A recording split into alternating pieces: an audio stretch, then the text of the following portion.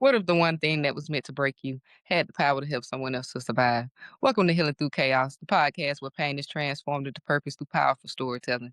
It's the one place that you'll find licensed professionals and survivors meet at the same table to talk lived experience and expertise. I'm your host, Jontai, and this is where your healing journey begins. On today's episode, we talk advocacy with advocate Miss Caralyn Dreyer. Welcome, Carolyn. Hi, thank you for having me. Thank you so much for being here. And a little bit about me and Carolyn's relationship. We've been communicating back and forth on my Take Corner Blogs page for quite some time now. And she's also a podcaster, a blogger, a mental health advocate. So I'm super excited to have her here today. So are you ready to get started, Carolyn? I am ready. Let's go. So take us back to the beginning. What was your life like and who were you at your core? Oh gosh. Well, at the beginning, I had a pretty standard childhood.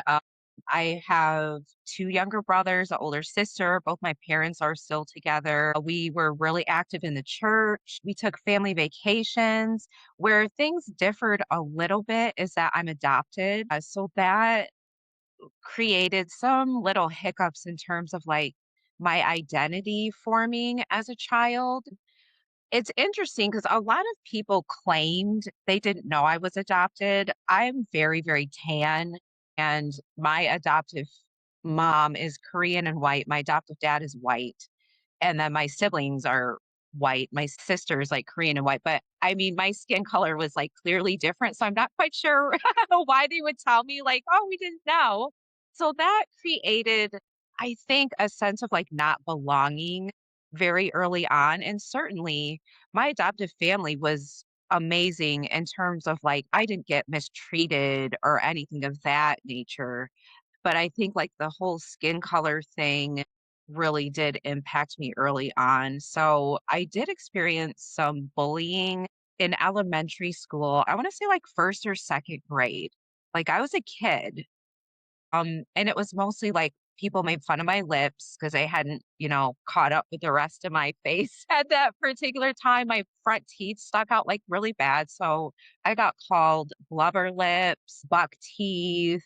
I was called the N word in elementary school. I think that was like 2nd or 3rd grade. So again, like I had to face some pretty adverse things like really early on. And I did not really have like a good outlet for my emotions. And I think that's just because I think apart from my siblings, I just was a little bit different when it came to processing emotions. Uh, I guess someone might say I was maybe more sensitive than the rest of my siblings. So I just had a lot of emotions, a lot of big things that I internalized. And because of that, I didn't have very good self esteem. I definitely developed people pleasing skills. I definitely felt like I always had to maybe adjust to where I was. I just don't feel like I could ever really be myself. And to this day, I'm just now probably figuring out who that is. And I'm in my 40s. So to answer your question, to go back to the beginning, I guess at best we can explain it as I had a lot of normal things going on, but at the heart of it, the foundation that I was setting for my identity was really shaky and really unstable. Wow. And Carolyn, thank you for sharing your story with us because I would have never thought that you were adopted. I would have never thought you went through bullying because you're so beautiful and you don't look anywhere near 40, let alone in your 40s. Aw. But I mean, you are strong and you are powerful and you have went through several traumatic experiences, including domestic violence and SA and even a suicide attempt. When you reflect on those particular seasons of your life, what stands out as the most defining turning point in your life? Oh gosh. Oh, that's a good one. I don't know because specifically for the domestic violence, I don't know if there was necessarily a turning point. With the first relationship, that guy actually broke up with me. And so I guess that was my turning point because I was kind of forced to figure it out because I had been living with him So I think my turning points were forced. I think in these situations, I was either at rock bottom or it was a situation with like the second domestic violence relationship. I had to escape that relationship and I was pregnant with my son.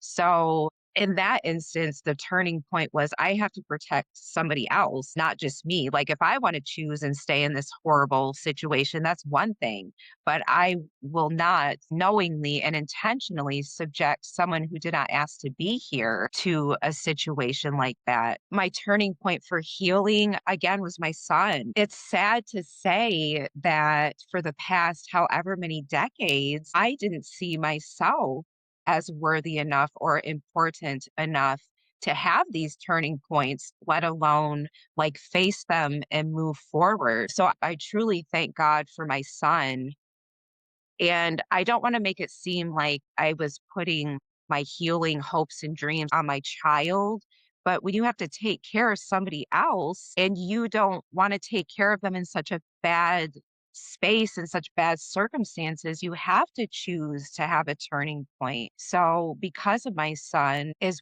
really why I do so many things just on a daily basis because I'm his role model.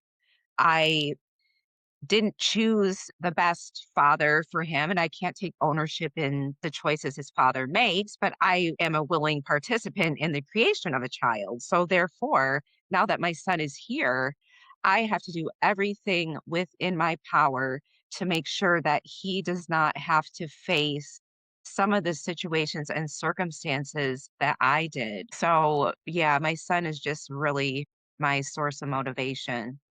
Absolutely, and our babies, they can literally change us for the better, and Yes. remember my suicide attempt, and I've talked about it on a few episodes, and not feeling worthy that I was good enough to be my child's mother and thinking that was the best decision for her was for me to leave, and sure enough, I ended up in therapy, and that changed my whole entire life and my entire perspective on being a mother. And so, as mothers, we go the distance for our kids and making sure that they don't pick up on those same traumas that we had to go through and carry our loads for us too. So, it's that generational curse breaking that a lot of people like to talk about nowadays. That I am happy that a lot of people are starting to take note to that. So, Carolyn, I totally identify with you because I went through it myself and having to make a decision. And I didn't make the best decision with her father either, and I just remember telling myself, well, she's here now, but your responsibility is his. So you got to make those changes for your daughter so she can have a better life than even what you had.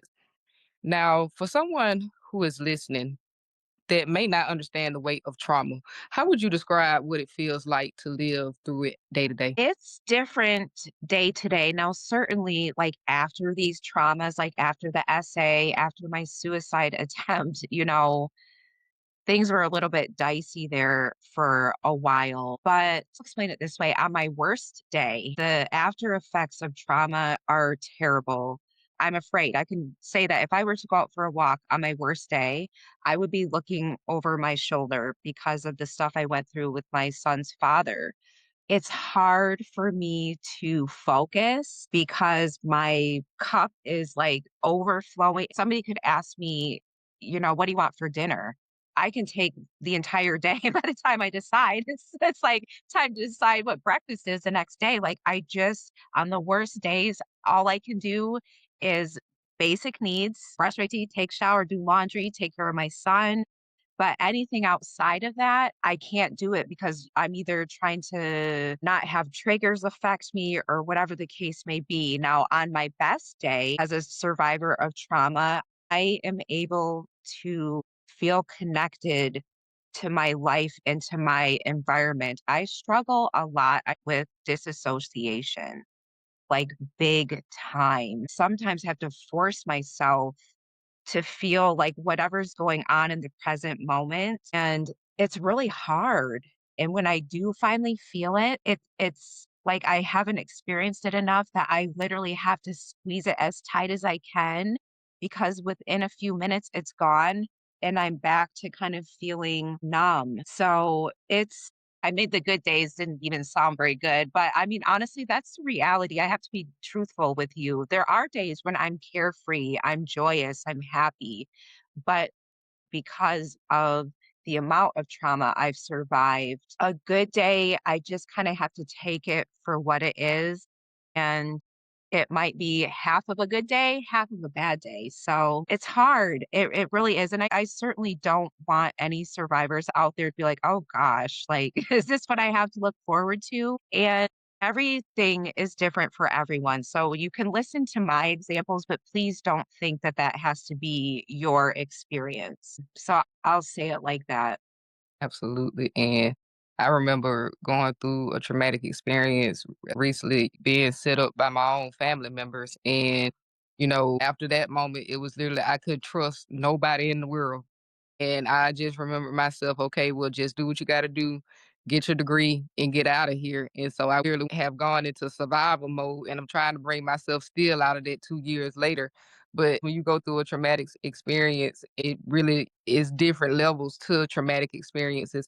Everybody does have different reactions to it. And my reaction was, immediately just do what you gotta do and get up out of here. And I literally just remember saying, "Okay, don't talk to anybody in the family, completely distance yourself from the family, and just do what you gotta do for your daughter." And so I totally understand what you was going through, and my bad days look like literally sitting in a bed crying all day about it and reminiscing on me going through the experience over and over and over and over and over again. And so you go into days of where you're literally saying to yourself, okay, well, I've gone through this, but I still got to keep moving because you have that baby and you got to take care of that baby because eventually you will get there. And I'm still getting there because I mean, it literally was one of the biggest shocks of my life because they were so close to me.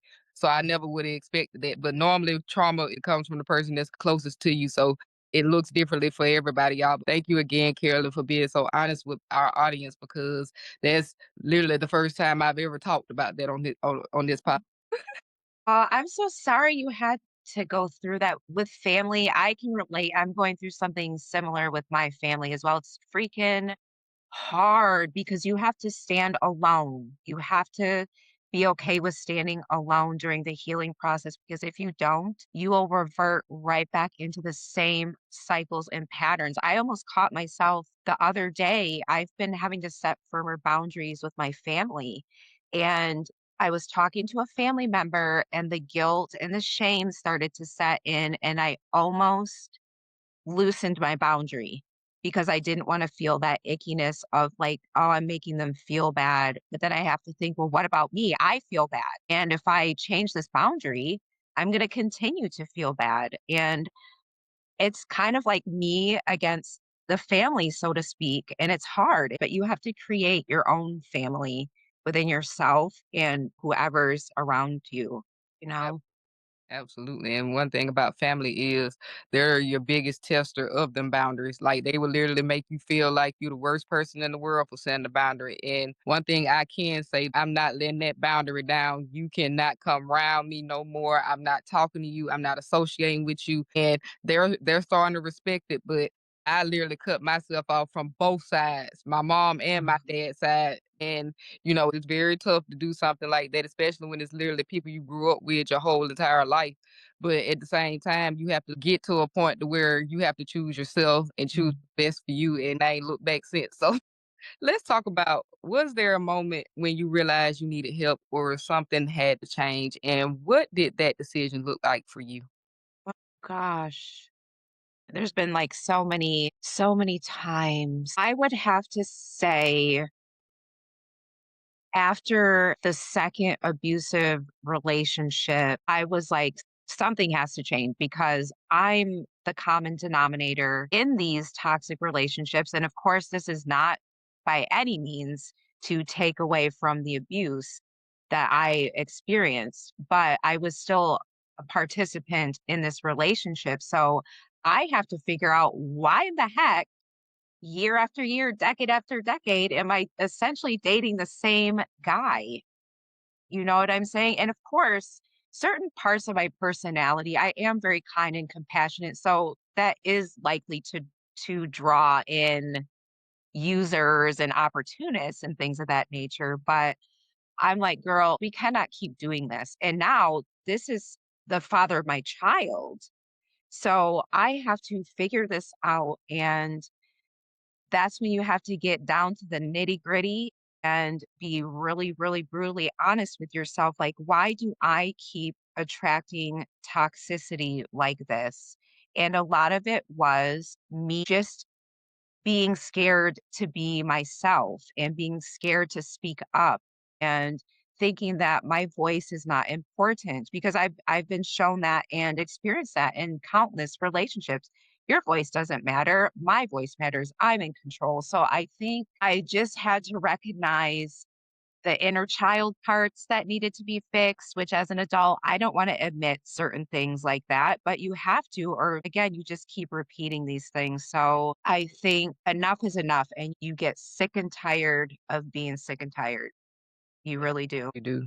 And in my healing journey, I've gone back and looked at all of my relationships because when I viewed it from the outside versus the inside, I went, well, I didn't date the same guy. Each guy was pretty much different. But sure enough, once I started doing my real healing, I realized it was a self-worth thing. I was literally settling for the men that I was dating. And so I had to take responsibility for that. And now how I date and how I pick men to date is one, could I see myself with this person for the rest of my life? And so before I go out with a guy is when I got to check social media. I got to make Yep, sure girl. that your views align with mine. Like you can't be out here hating on certain communities and be with me. I had to go and say, it's gotta be a common denominator in here, and it literally was myself and my self-worth in those situations of literally just settling for having somebody, and I always say a piece of man is still no man, sis, so you have to hold yourself responsible, so I definitely identify with that as well, Carolyn. Now, mental health recovery, as we both know, is not linear. What were some of the hardest setbacks or relapses you faced along the way? Oh man.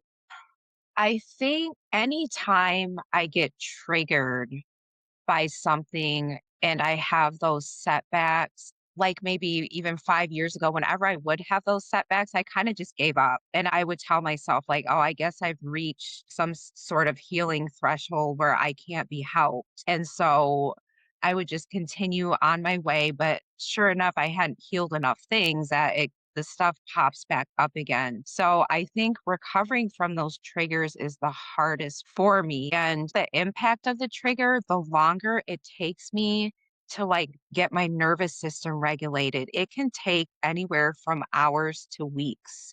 It just depends. Like, for example, back in the past, my son's father would like kind of stalk me in my email. And when I would see his name in my email, oh gosh, like, the rest of my day, I can't do anything. That fear comes back and my heart just starts pounding. I don't wanna leave the house. I get, like, so paranoid. So when something like that would happen, it would take me days and days and days to feel safe again and be able to go about my routine. So I think that's been probably the hardest thing, and you don't always know when it's coming. I have identified specific things that do trigger me. I could be out at the store or something, and the way somebody says something or a certain scent or something could just send me over the edge. So I now use those moments as like a tool. And usually when I am not able to recover quickly, it's because once again, my cup is too full. And so that tells me like, all right, Carolyn, we need to take like a couple days off to really like regroup and refocus and get it together. So I think that's been the most challenging part.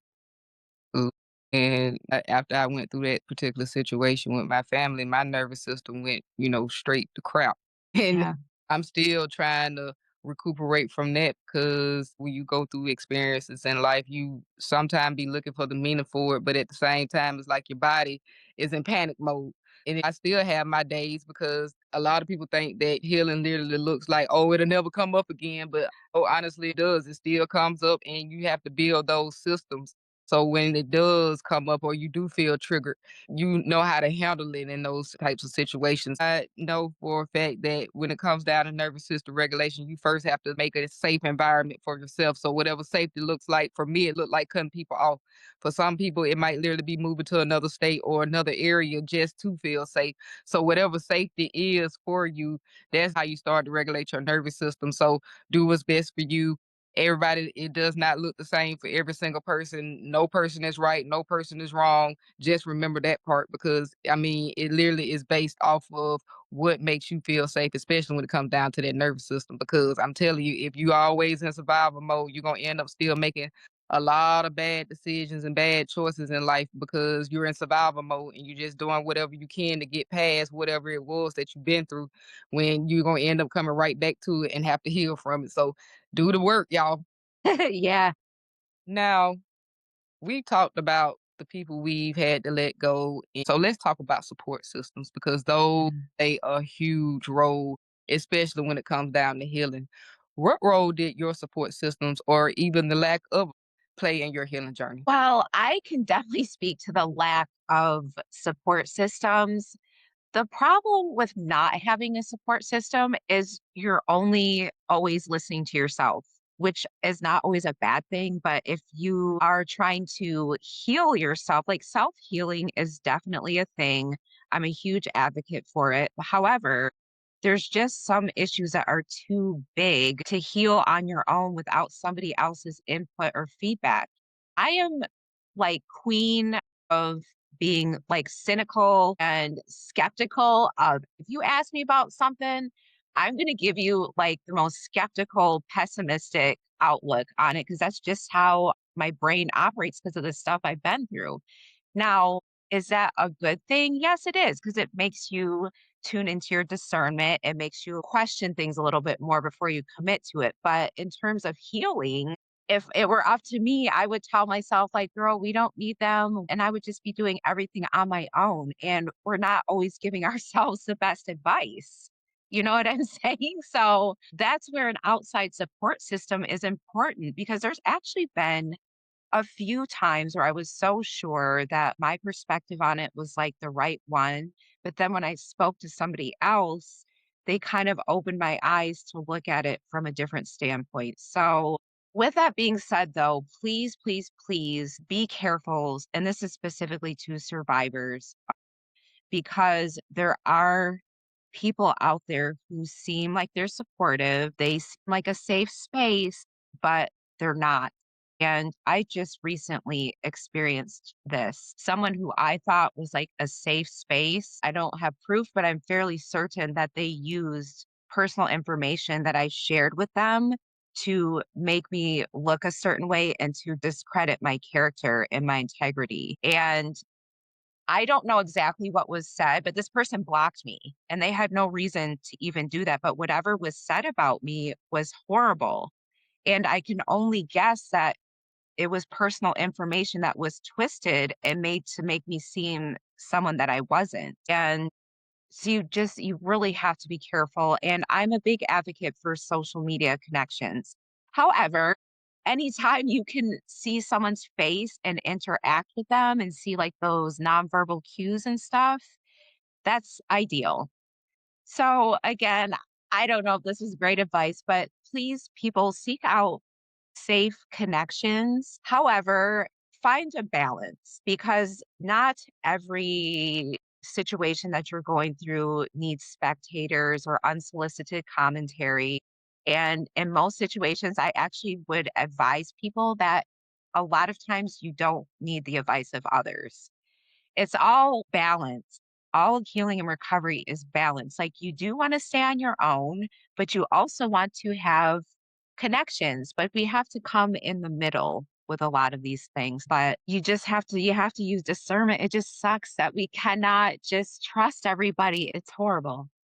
Absolutely, and I totally agree with everything you said. While I was in the counseling program, they have this little law of where you can confide in other therapists to help with treatment, and that's one of the things I hate. about the ethics law because I feel like it's still a breach of confidentiality because you still need that client's consent that go and talk to your coworker about their business. It made me completely look at the system completely different. And it's not all therapists don't work that way. And I literally had to make peace with that. So I literally understand that lack of support because that's literally where a lot of people go when they're talking about mental health recovery.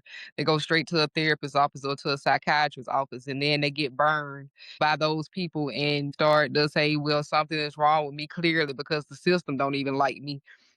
But even with like families and friends, and I could talk about that as well because I went through a lot of the same things where I was confiding in certain friends. And sure enough, my business was getting all the way around the city. And see, I'm the type of person that would tell certain friends certain things. So I immediately knew what friend it was. So when I cut them off, everybody went, what I do? You know exactly what you did. So definitely find that balance. And a lot of people do turn to social media, but it's a lot of people on social media that's looking to hurt you. So you have to find a balance. And finding that balance, you can still have connections and things like that, but you always got to check in with yourself first because a lot of times it's literally giving yourself that advice that you think that someone else may give you. So not everything is a seek external validation. Yeah. Some of it is, Yeah. and you have to understand what's internal and what's external. So that's just my little two piece on that one. But I'm going through the same thing of trying to build a support system, and it literally failed me completely.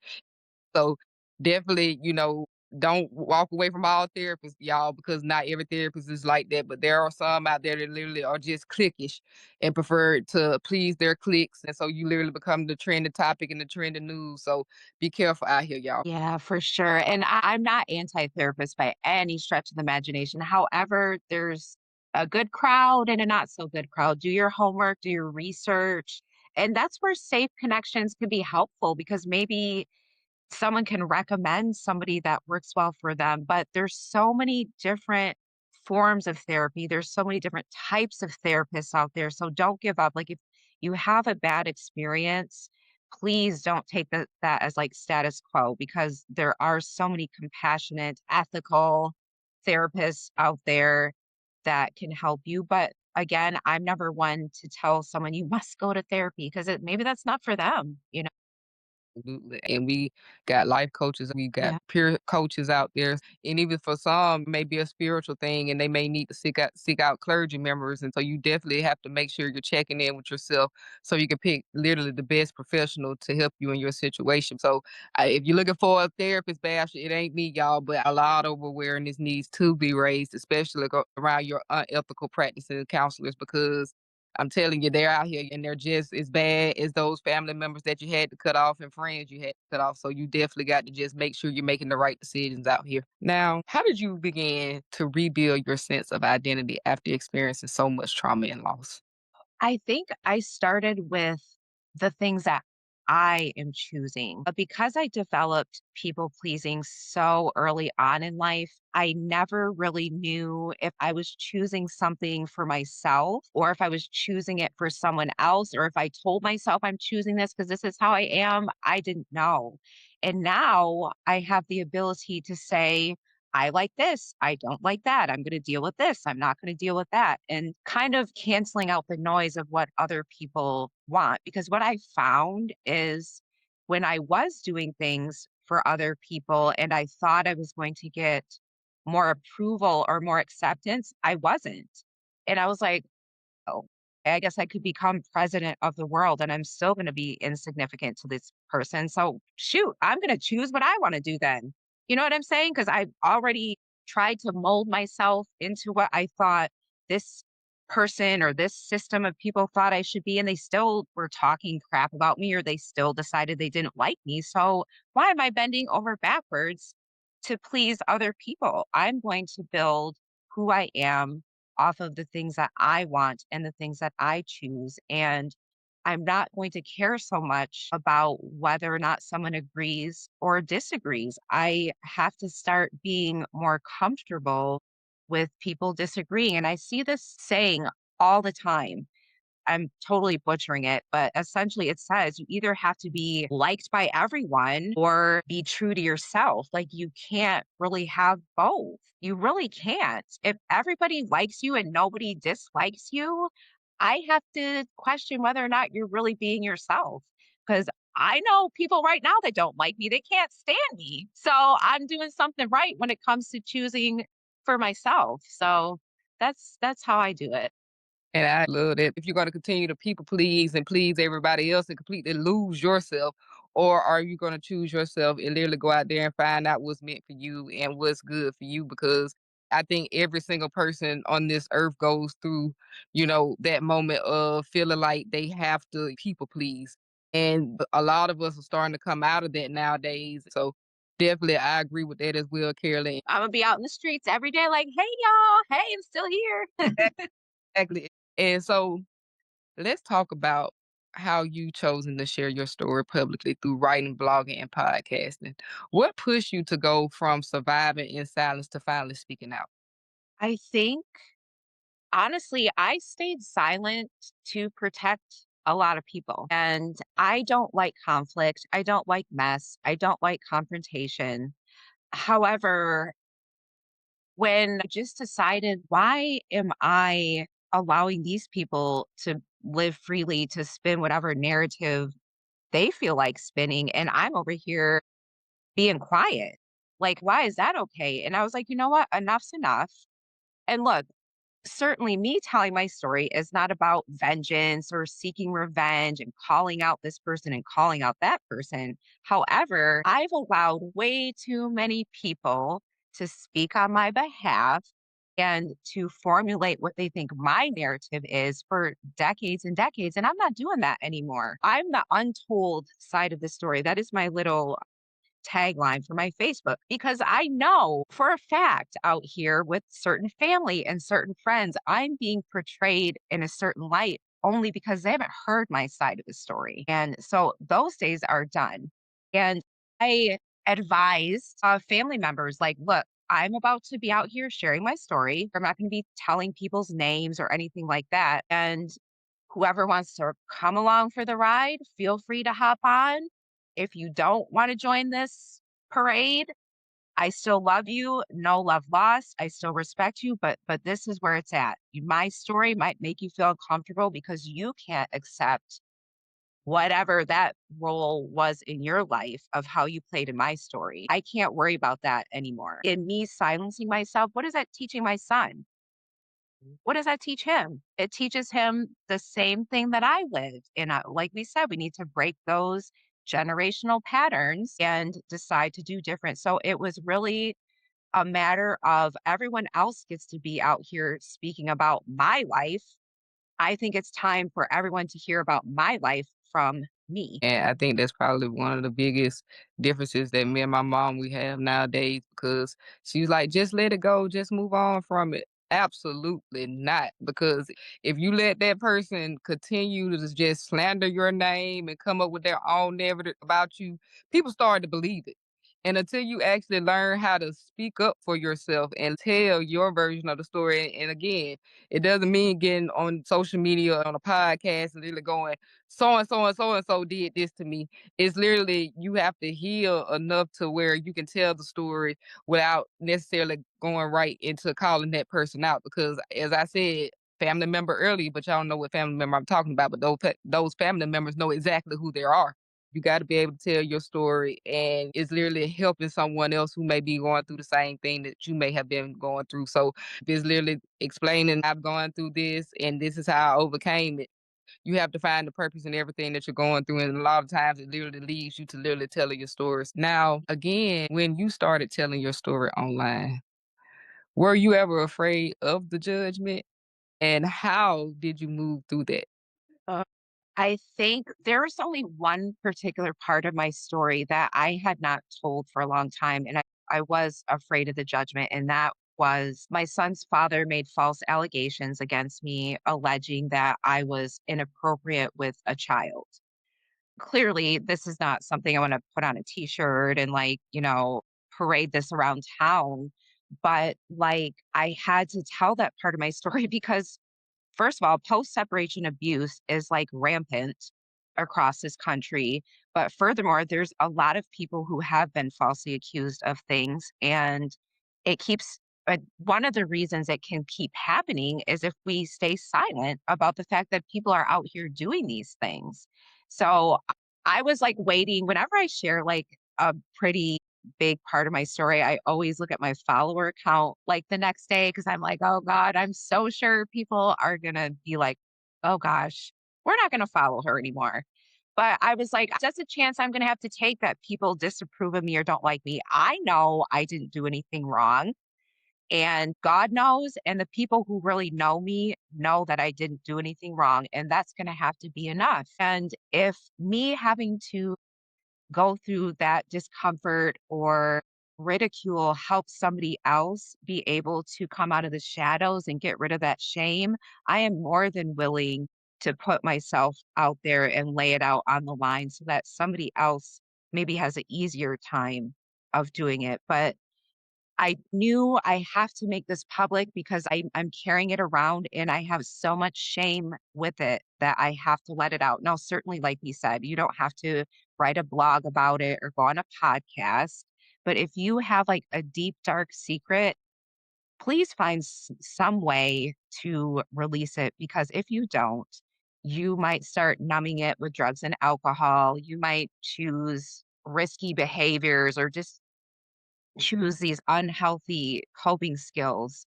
So if this is something you can relate to, please find a way to let that stuff out. And you know what? I'm here today. I got so much encouragement after sharing that part of my story. And if it would have been the opposite, well, that's just something, I have to deal with. But the reward of someone else feeling less alone is worth it to me. Absolutely. And they teach you when you first go to therapy how to journal. And people go, well, I've been keeping a diary ever since I was 12.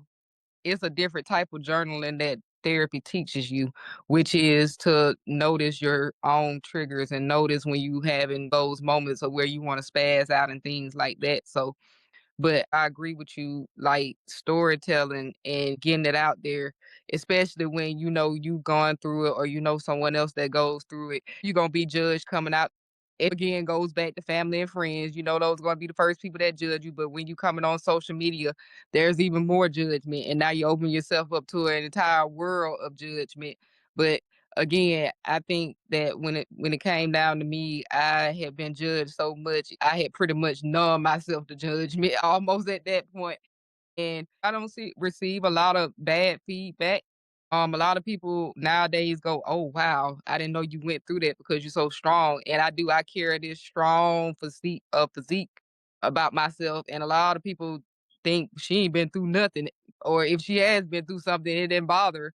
But I started telling my story, and I've attracted a lot more people that have gone through a lot of the things that I have gone through. And that's literally what it's about. It's about me being encouraging towards others and helping others and helping them see, hey, strong looking person like me can go through the same thing. So you just never know when you get out here and you tell your story. But I'm just letting you know, judgment gonna come whether you tell it or not, y'all. Yeah. It's just how the world works. So, you just have to pick your poison, as I like to call it. Yep. Now, since I'm talking about storytelling, let's talk about storytelling. How has self become a form of healing for you? And what have you learned about yourself through that process? Gosh, storytelling has changed my life. Like, if you would have met me a couple years ago, I was so scared to do Instagram lives. I was terrified. Like, you couldn't get me to do it. You could not get me to speak on camera at all. So that has just helped boost my self-esteem in a lot of ways because I've always been so scared to talk or like voice my opinion or share my perspectives and experiences. And because I'm now telling my story, I've just been getting more comfortable with my own voice and just more confident that the world does want to hear some of the stuff that I have to say. Maybe not everything, but they want to hear a little bit of it at least. And shoot, even if they don't, me getting it out, that's like so healing because it's not just sitting inside of my head just floating around. Anytime I release even a part of my story that I never share, I promise you when I'm done, I can physically feel like a weight has like lifted off of me. So I think that it's just helped me just feel more important to myself, not necessarily to other people, but I watch myself now. I'm just so proud of myself. I've never been able to like be proud of myself because I always questioned whether or not others were proud of me. And so I'm just proud of myself for just speaking. And I've always been very self conscious about my physical appearance. So that's like a big deal. You don't have to have like my face blurred up or anything like that. I'm just like more confident just in my whole being now, all because I decided just to share my story publicly. A lot of people in my personal life know these things about me. So that part of it wasn't as daunting because I had already shared my abusive relationships and all those other things. But it's just been like fun to watch myself like blossom and grow from the little, just scared, like timid. I'm still a overthinker, but it's calmed down. But storytelling has changed, it's changed my life, honestly. Absolutely, and I agree with storytelling being a healing moment because a lot of people say that I should start a podcast where I'm just telling my story by myself, but honestly, I heal through conversation, and I like to be a part of community. I'm all for community. I love the group aspect, especially when it comes to therapy, because we having again somebody in the room that understands what you're going through, it does helps you heal and get your story out there. But even if not sitting in the room with someone that have gone through what you're going through, just telling the story, you feel a weight lifted off your shoulders. And I told y'all earlier in today's episode, that was my first time speaking on that particular situation with my family. And I feel a weight lifted because now it's one of those things of where, dang girl, you've been carrying that for so long. Yeah. Now you finally starting to talk about it. And I know it's somebody out there that may have gone through the same thing. And I'm not telling you to do what I did. You got to, again, check in with yourself and pick what's best for you. But at the same time, we all have been through something out there. Now, I need some advice from you right now. For those who may be in the middle of their darkest moments right now, what are some of the practical emotional steps that helped you begin your recovery? I think we need to be more kind to ourselves. We're all always striving to be kind to others and be respectful and treat others with dignity. But why can we not start turning that to ourselves and treating ourselves like that? You can't heal if you also are telling yourself you're screwing up or you're not good enough or we're never going to get this. Like you can't heal if you're unkind to yourself. And I think one of the biggest things that has helped me is talking like I always talk to myself. Now I'm not having like board meetings like for hours on end every day with myself, but talking to yourself is so important. Like, Carolyn, we got this, or Carolyn, you look pretty today, or whatever it is. But I just think we have to treat ourselves with more kindness. And it's certainly when we're in those darkest moments, those are also the moments that it's easiest to not be kind to ourselves. Like here we are again at, rock bottom or, woe is me and this and this. But if instead in those dark moments, we tell ourselves, "You're okay. You're safe. You're going to get through this. You are loved. You matter. You're not alone." Just all of those kind things. And even just one thing, if you could just extend a little bit of kindness to yourself in those darkest times, I think it's easier to have like hope and optimism. How am I going to be hopeful if I'm at rock bottom and I'm berating myself and belittling myself? You can't have those two things exist together. So I think it just starts out with the simplicity of speaking kindly to ourselves. Absolutely. And I always say if you don't want nobody else to play about you, don't you play about yourself. And that's literally where it starts. You got to learn how to treat yourself and love yourself for who you are, no matter what you've been through. Because again, everybody goes through something in life. And you can't let those moments of where you felt like you made bad decisions determine your future or your present. So, again, I'm gonna say it one more time for the people in the back. If you don't want nobody else to play with you, don't you play by yourself, sis. Don't play by yourself or brother, because you will attract people that literally will treat you exactly how Mhm. you treat yourself. So Yep.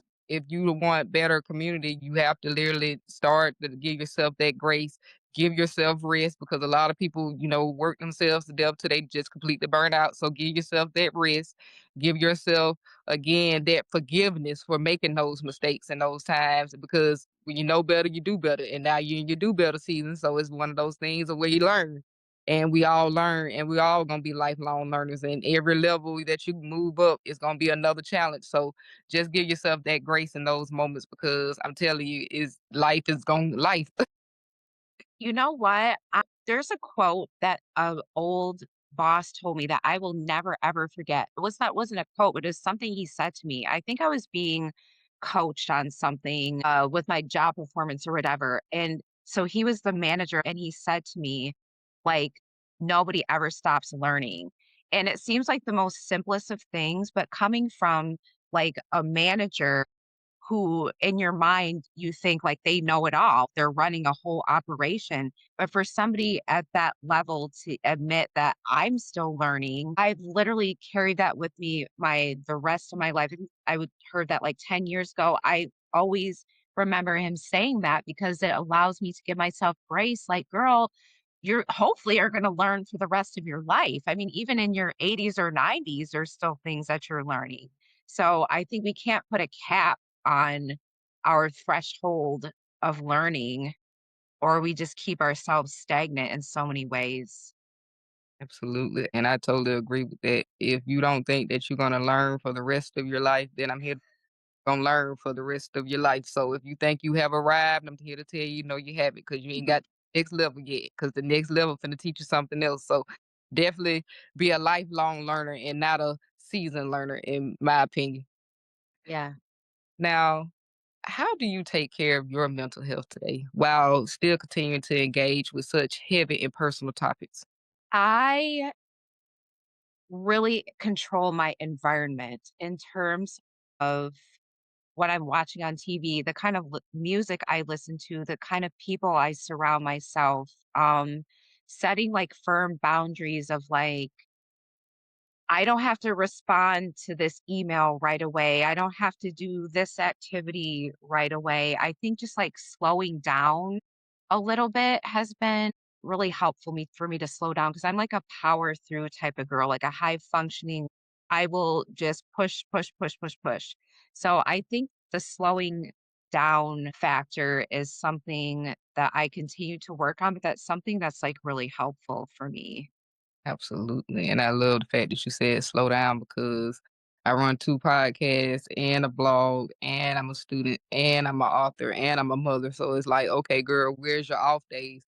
But believe me, I take them, y'all, but you do have to slow down in order to really be able to look back and see just how far you have come because a lot of people, especially on those hard days, they go, "I ain't made it nowhere because I'm still triggered by this," but is your trigger the same it was when it first happened? That's where you have to look back a year ago, 2 years ago, 5 years ago, shoot, 2 months ago, 3 days ago. Look back, see who that Yeah. is and see have that person changed, and honestly and truly, I guarantee you have changed a lot, but you have to slow down first. Yeah. Now, we get closer to the end of today's episode, and again, your work, it speaks for itself, so I'm gonna ask you, looking at your work, what impact are you most proud of so far? I think the most exciting part for me is that I'm just being me, I'm being authentic, and people are okay with that. A lot of my content, like my blog, like actually most of my blogs, especially the Substack ones, are real time things. Like if I'm struggling with something, I figure out a way to translate that into like outwardly so that an audience can maybe relate to it. But I think just showing up as myself, sharing authentic experiences, I think that that's the most reinforcing part of this whole thing is that I don't have to, like you said, I don't have to be in like a I don't know if women wear three-piece suits, but I don't have to be in like some business suit or look, I got my little mom hoodie on right now with all the holes in it. Like, who cares? It's like it's just nice to be able to just be myself and have that translate to my content. Yeah, I could write a stuffy blog article that's very academic. And so, I mean, I can turn on a whole different professional vibe for you right now if I wanted to, but that's not, I don't walk around with like formalities and stuff like that on a regular basis. That's not me. And I think people just want to see who we are because it makes the content like more relatable and more credible. Like if I'm always put together all the time, have like all this, flashy jewelry on, and then I'm talking about how I was on my bathroom floor crying. I mean, does that, like, translate as being an authentic experience? And look, I'm not saying, like, roll out of bed with, like, grimy teeth and, like, like, unkempt and stuff like that, but hey, if that's how you choose to show up and tell your story, you should do it, but I just think that I try very, very, very hard to make sure that the content I'm putting out there is very reflective of real life. Absolutely, and I think that that's very well said. Absolutely, absolutely, and we reached the end of today's episode. When it's all said and done, how do you hope your story inspire others? I hope my story inspires others to never give up. I literally I'm 40, so for the past 4 decades, each one of those decades, I went through something traumatic. In some of those decades, it was multiple traumas. And look, there's terms out there, trauma trophy. I'm not sitting here listing off and being proud of like, I went through this, and this. I have to share that part of my story because there's somebody else out there who might be like me, who literally you just were hit with the hardest year after year, decade after decade. And what I want to tell you is you're going to be okay. You're going to rise above each and every time. I have healed to the point of like maybe being like healthy. And then a trauma happened and I went right back down the ladder to the bottom.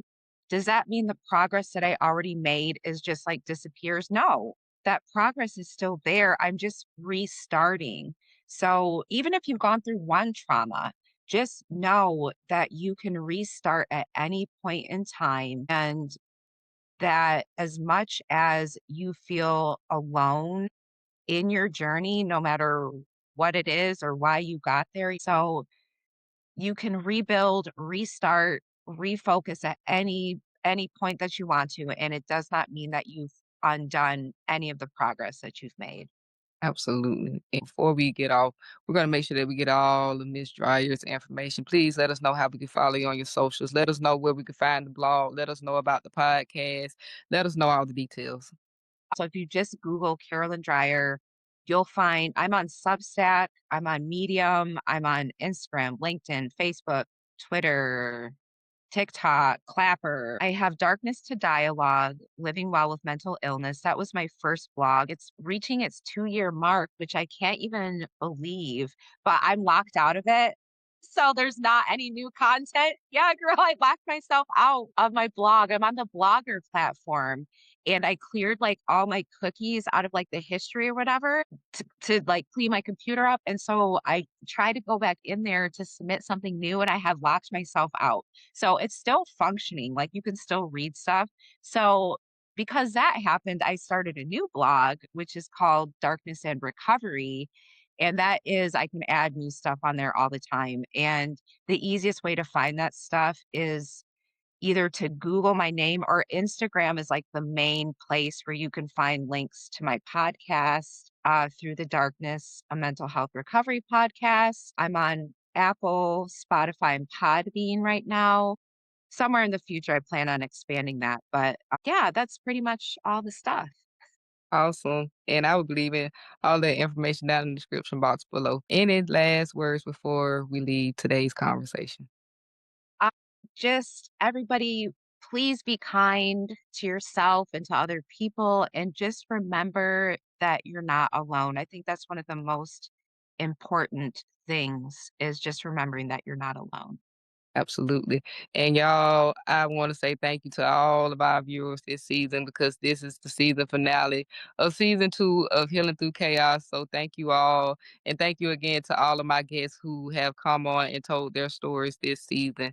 And thank you again to mental health advocate and my friend, Miss Caralyn Dreyer, for coming on and sharing her personal story with us. And if today's message resonated, leave us some comments down in that comment section.